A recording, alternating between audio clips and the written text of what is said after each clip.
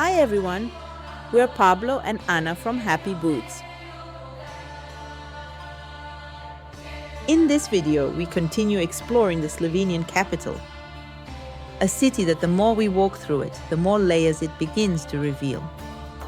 Behind its quiet streets and historic buildings, some unexpected stories begin to appear. What could a medieval castle, an alternative district, and a forest on the edge of the city possibly have in common?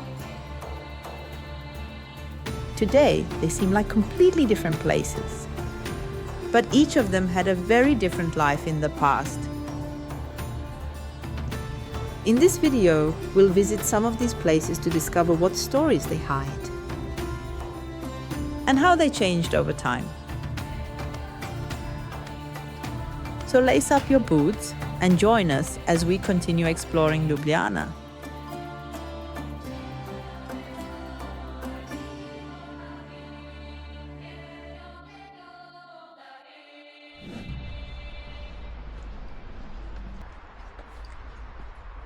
Today, our walk through Ljubljana begins just outside the historic center, as we make our way toward the castle. At the foot of Castle Hill, the streets become quieter, lined with old houses. One of them catches our attention.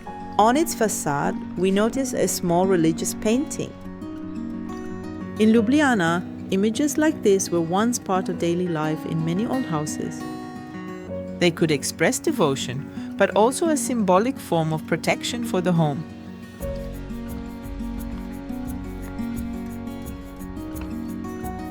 Ljubljana Castle has a much older history than the building we see today.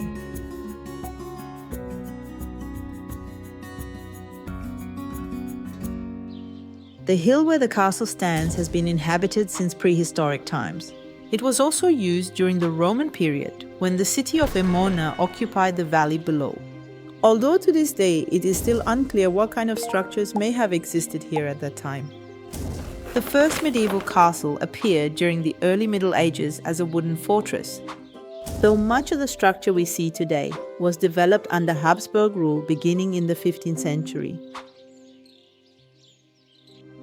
To reach the castle, there are several options. You can go up by road, take the funicular from the historic center, or walk along one of the trails that cross the hill.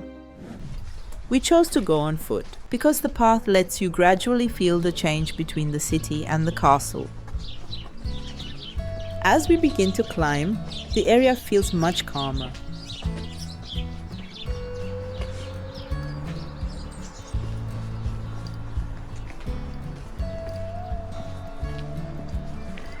The houses here have an almost village-like feel, very different from the busier streets below.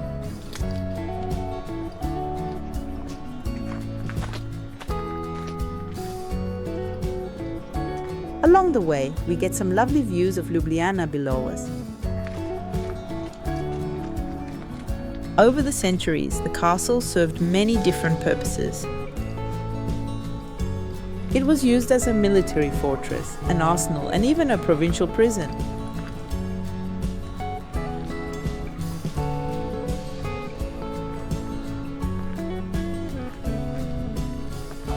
In 1895, a major earthquake struck Ljubljana, leaving many people homeless. As a result, parts of the castle began to be used as housing. Over time, people continued living here throughout much of the 20th century, including during the Yugoslav era.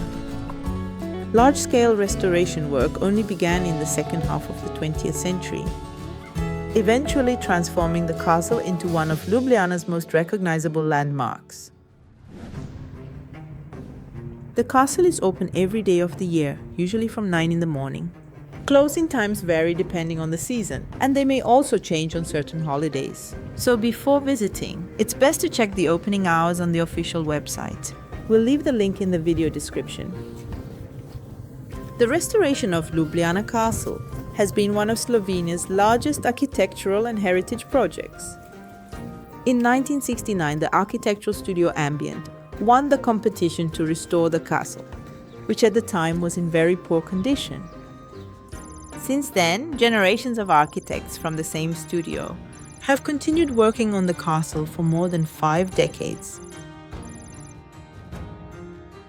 Rather than rebuilding the castle as an idealized version of the past, the ambient studio sought to preserve the building's different historical layers. Today, the castle also functions as a cultural center, with exhibitions, events, restaurants, and different activities for visitors. Inside the castle, there is also the Ljubljana Puppet Theatre Museum. And although at first glance it might seem like something meant only for children, puppetry holds a rather special place in Slovenian culture. Its roots go back to old folk traditions found in different regions of the country. But it was in the early 20th century that it began to establish itself as an artistic form of its own, closely connected to theatre and the visual arts. Some of the pieces are also connected to the Second World War, when puppets were used in satirical performances that mocked the occupying forces and served as a form of cultural resistance.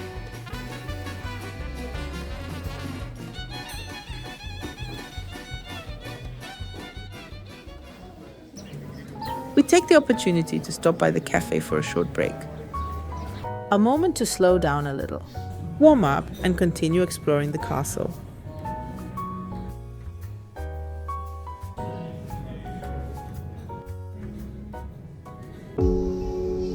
In one of the castle's oldest rooms, known as the Casemate, we find an immersive video mapping exhibition dedicated to 4 of Slovenia's most important Impressionist painters.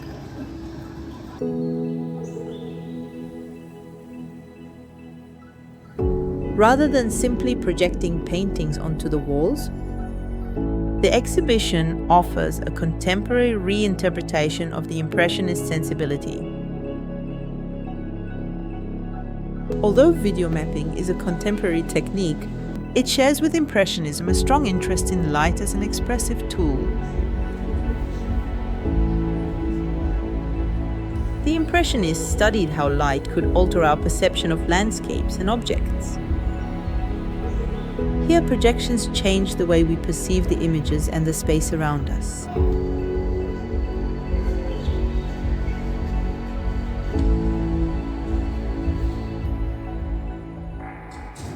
Over the decades, the castle was gradually restored and transformed. Modern elements were also added, including court and steel structures and walkways. The restoration work combined archaeological research, historical restoration, and carefully integrated contemporary interventions. In this way, the castle maintains a balance between the old and the contemporary. In one of the castle's corridors, we also find an exhibition by Slovenian sculptor Primož Pugeli. His works, centered on masks and fragmented faces, move between classical sculpture and a much more contemporary language. In this part of the castle, the architecture also reveals its direct relationship with the natural rock of the hill. The space seems to be built not only on the mountain, but also from it.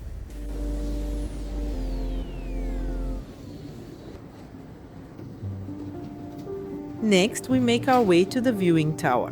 Built in the 19th century, it replaced an older wooden tower. To reach the top, you climb a metal spiral staircase.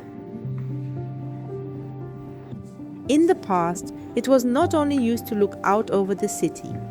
A watchman lived here and used a cannon to warn the city about fires. Later, the tower was modified and restored, becoming the viewpoint we see today. From above, Ljubljana opens up completely. With the river, the rooftops, and the Alps appearing in the distance on clear days.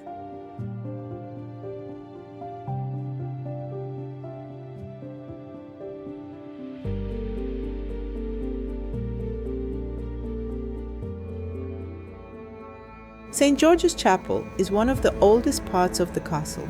Originally, it was Gothic in style, but it was later renovated in the Baroque style. One of its most striking details can be seen on the walls and ceiling. decorated with the coats of arms of former provincial governors. This is something quite unusual inside a religious space. And it also reminds us that this chapel was connected not only to faith, but also to power and the political history of the castle.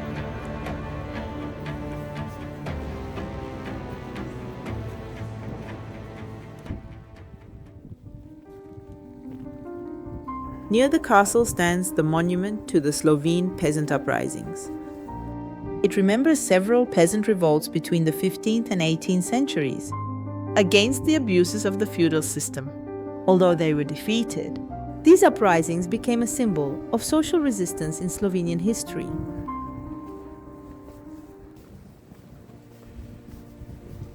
We leave the castle with the pleasant surprise of having found a place much more alive than we had imagined.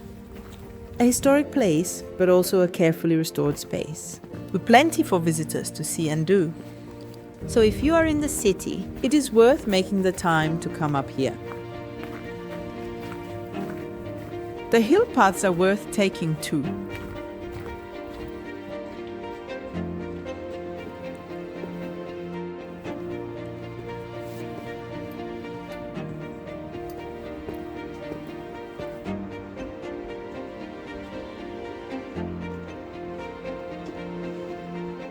From the castle hill, we head toward one of the city's most unexpected spaces. A place with an independent and experimental spirit that tells another part of Ljubljana's history. To warm up, we try some hot soups. Then we order two very popular dishes. Cevapcici, small grilled rolls that in our case were vegan, and teleći krpice, strips of veal served with kajmak. Metelkova Mesto is one of Ljubljana's most alternative and distinctive cultural spaces. It is located in a former military barracks complex, abandoned after Slovenia's independence. In 1993, artists, musicians and activists occupied the site to prevent its demolition. Over time, they transformed those buildings into self-managed space, dedicated to art, music and alternative culture. Today, Metelkova brings together galleries, workshops, clubs and spaces for concerts and performances. Its facades are covered with graffiti and murals. There are also metal sculptures and structures made from recycled materials. The result is a place where almost every corner feels like part of an art installation. The whole site mixes remnants of military architecture with spontaneous interventions and urban art. The result carries a strong punk and DIY spirit, an aesthetic shaped by recycling, direct intervention and the appropriation of space. Rather than a planned project, Metelkova grew organically until it became one of the symbols of Ljubljana's underground culture.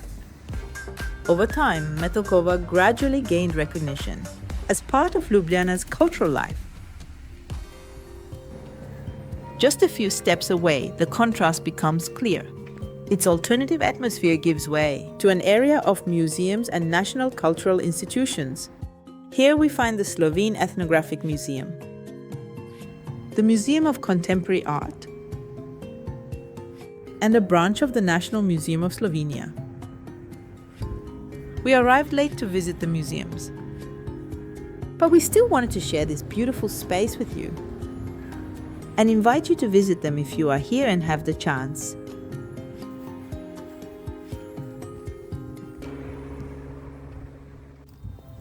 The next day, we leave the city center behind and head toward Golovec Hill, a large forested hill connected to one of the hardest episodes the city went through during the Second World War, an episode considered unique in occupied Europe.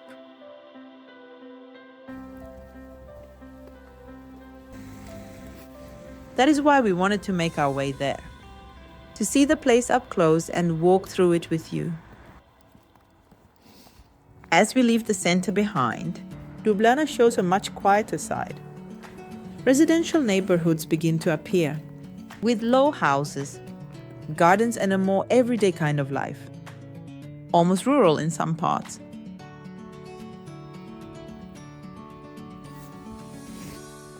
Before reaching the forest, we stop at a small Chinese restaurant we found by chance. It was not part of the plan, but it ended up being one of those unexpected stops that makes the journey more memorable. Before leaving, they gave us a gift, without much explanation, just with a smile. At the end of the video, we open it together and see what it is. We thank them and leave the restaurant with a really warm feeling.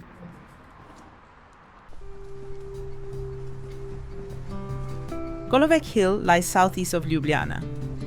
It is one of the city's main natural areas, covered with dense forest. Its trails pass through dense woodland and are popular with people who come here to walk, run, or ride their bikes. Although it is very close to the center, the atmosphere changes quickly. The noise of the city is left behind, and the forest creates a much quieter and more isolated feeling.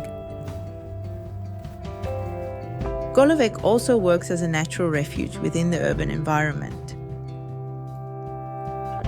Wild boars have been recorded in this area, while the presence of bears is extremely rare and has only been mentioned in isolated cases in nearby areas. From above, it is easier to understand how the forest and modern infrastructure coexist. In some sections, the highway passes through the hill by means of tunnels, allowing the forest above to remain connected.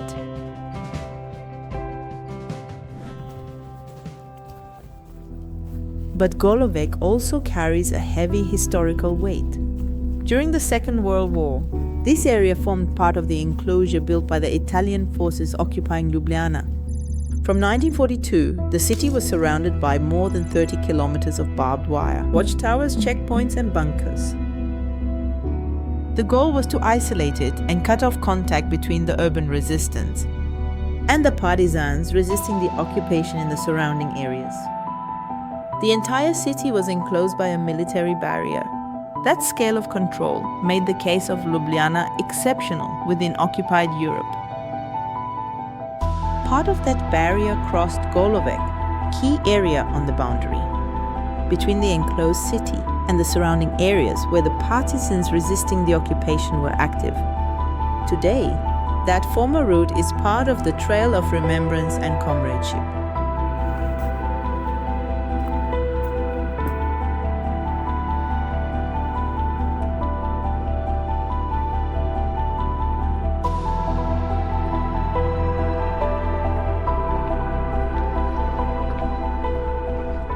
Golovec combines nature, historical memory, and everyday life. A place where a former wartime boundary became, over time, one of Ljubljana's most important natural areas.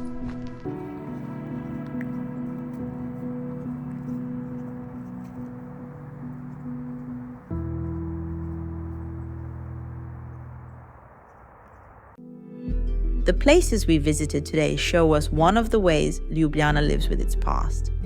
They are spaces full of history that over time were recovered to be walked through, inhabited and shared in new ways, without losing the memory of what they once were.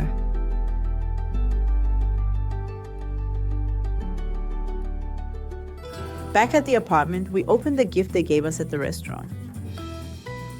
It is a lovely little bottle of plum wine, a nice way to end the day. In the next video, we leave the capital to visit the spectacular Ljubljana Castle.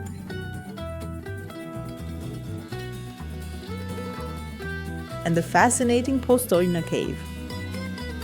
Thank you for joining us once again as we discover these places together. If you enjoyed the video, don't forget to give it a like. And subscribe to Happy Boots to keep traveling with us. See you in the next one. Bye bye.